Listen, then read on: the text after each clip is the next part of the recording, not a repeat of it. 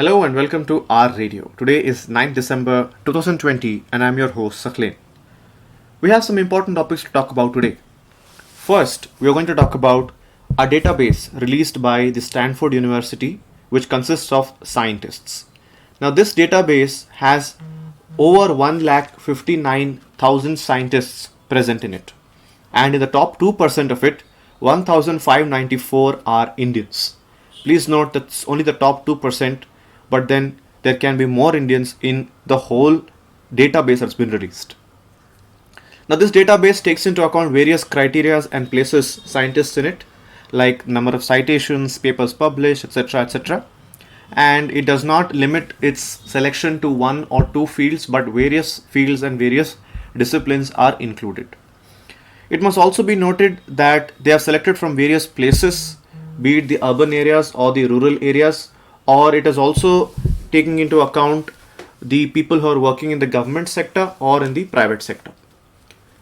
More than 4/5 of those included in this database are government supported scientists who are working in universities, institutions, and others.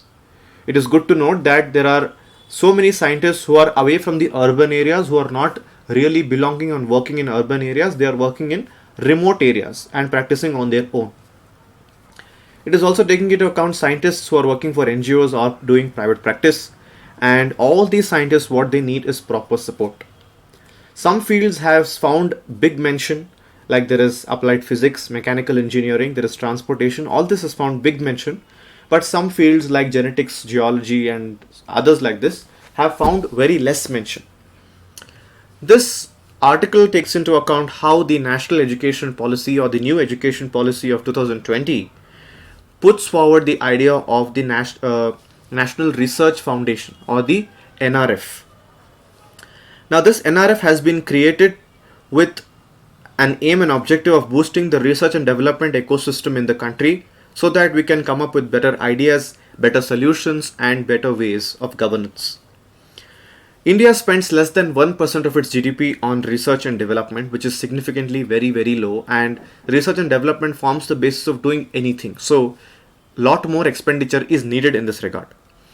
Now in this NRF, there are 4 divisions. One is science, the other is technology, the other is social science, and the other is health. But additional divisions like agronomics and environment could also be added. All in all, the National Research Foundation is an way of self-reliance or Atmanirbharta, gives us place for peer review, it gives us a better culture for research, and it also provides a wide field of research for people to come into research, practice it, because it will give incentives also. So basically, our current scenario with regards to research is not that great, but yet it can be pushed. And it's a great thing that so many scientists of ours have found their name in this database. Next, we are talking about artificial intelligence led future. Now, artificial intelligence has come into play at various levels. It has helped us to do various new things, be it in the sector of healthcare, be it in the sector of trade, be it in the sector of research, so many other things. And the pandemic has provided for the artificial intelligence to grow further, because during the lockdown, the internet usage went up by 13% according to the Department of Telecommunications. And when the internet usage goes up, it definitely generates data, and this data is not less than a gold mine for these companies. India has taken cognizance of artificial intelligence, especially the government, and the Niti Aayog has come up with a new strategy for artificial intelligence called as AI, or the Artificial Intelligence for All. It can be used in various fields like healthcare, agriculture, social welfare, infrastructure, trade, where we can provide artificial intelligence based solutions and we can have better policies. The states also have adopted the same approach and said we can have the artificial intelligence led policies in various states also.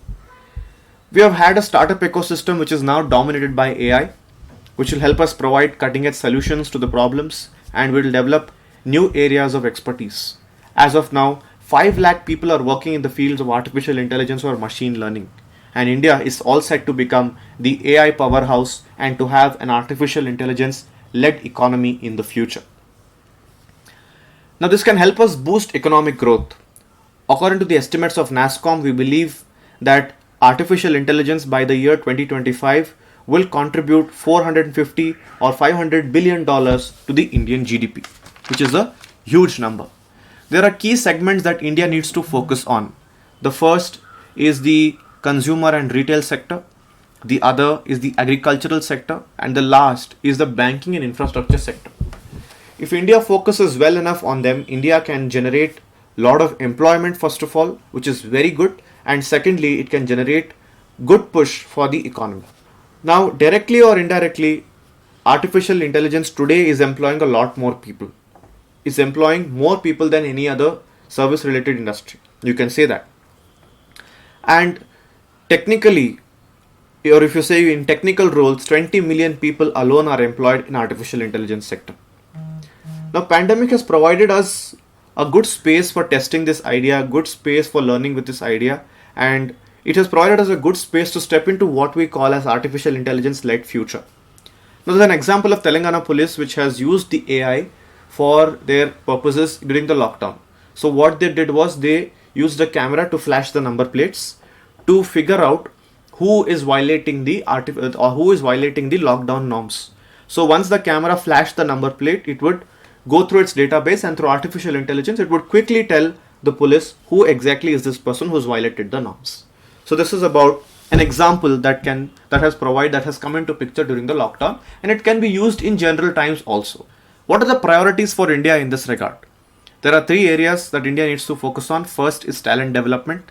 Yes, we do have talent, but it needs to be polished. It needs to be developed. Second is the policy. The right kind of policy has to be provided with legal framework and to avoid misuse of data, which is a very big threat today.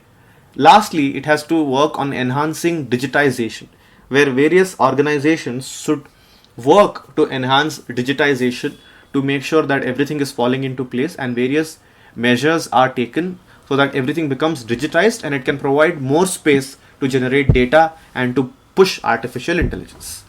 So this is about it. The solutions are right there, the ideas are right there. We need to use it in the right manner so that we can get best out of it. Apart from this, the last we can talk about is the editorial, which mentions the Central Vista Redevelopment Project or the Central Vista Project.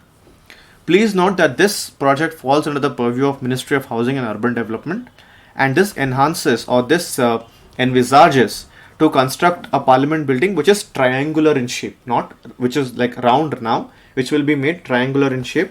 It will have a common central secretariat, and lastly, it will revamp the Rajpath, which will lead from Rashtrapati Bhavan to India Gate. It will revamp the Rajpath, 3 km long, and the north and south block will be refurbished as museums.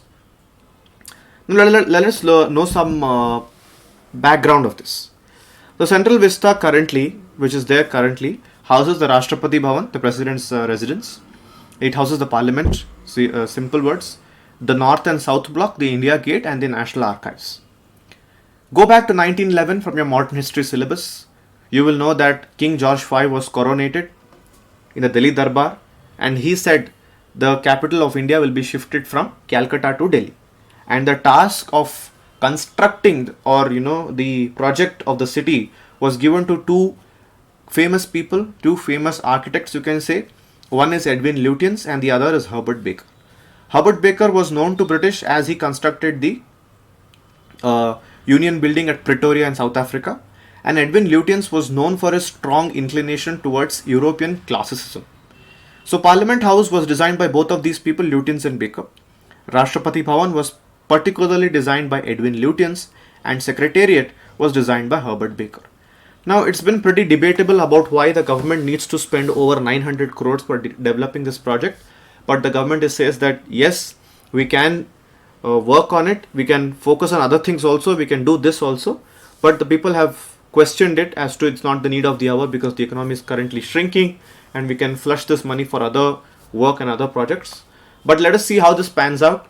And the government is aiming that by 2022, 75 years of Indian independence, we will have a new parliament building gifted to us by ourselves, which is built by our own. So let us see how this will pan out. And yeah, that's it from our radio. Thank you so much for staying tuned. Don't forget to subscribe to our channel. And until next time, take care, stay safe. Bye-bye.